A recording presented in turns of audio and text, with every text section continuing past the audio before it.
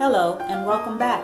My name is Dana, and today's topic is narcissistic mothers growing up narcissistic. Now, in narcissism, there's different titles and there's different levels and there's different types.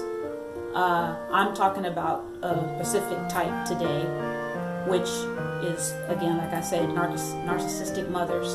And usually they'll either use the engulfing method or the estranged method. My mother in particular used the engulfing method. The engulfing method is where they basically control everything that you do, everything that you say, everything that you wear, everywhere that you go, and whoever that you're possibly going to be around.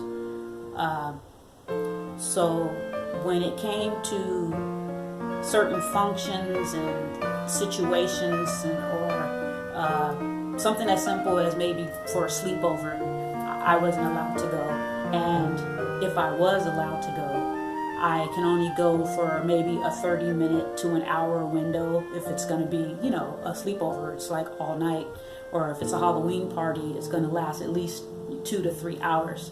But this was a way that she made it like she allowed me to do things, but not really wanted me to do things. And it was like, well, if she wasn't going to go, then that was another thing too, that, if she wasn't going to be there, that, everyone is like going to, treat you bad, or they're going to like molest you, or they're going to, hurt you real bad, or what if you hurt yourself? It was all these questions and stuff that she would always like say, or things to like kind of invokes fear, which is a form of an abuse. Actually it's emotional abuse. And pretty much the whole time that I was growing up, once her and my father had got divorced, or shall I say she divorced my father, unbeknownst to him. And once she had got total control and didn't have the checks and balance to keep her kind of in line, if that's even possible with a person that suffers from narcissism. But once my father was gone, then the emotional abuse really like kicked in. It was like every day, it was always something, oh, when you were a baby, your dad, he didn't feed you, he'd come home and he'd punch you in the stomach, all kind of these things that she would say, to me. And then she was like, yeah, but if you ever want to go and visit your dad, yeah, you can go. And then when I said, okay, well, I want to go visit, and then she says, oh, well, you got to wait till you're 12. Okay. So in the meantime, she just like totally dogged me out the whole time, as far as emotionally.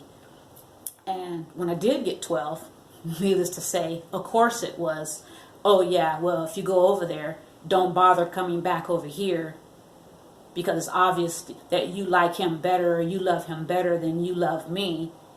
And then it even got to the point to where she got in her mind somewhere that I had said that I wanted her dead. So it was always this argument like, well, you want me dead anyway, as I became a teenager. So yeah, they give a lot of emotional abuse. And before a while, you start to feel like alone, and then of course at the time, unfortunately, that I was born, there wasn't any other cousins born at that same time. So,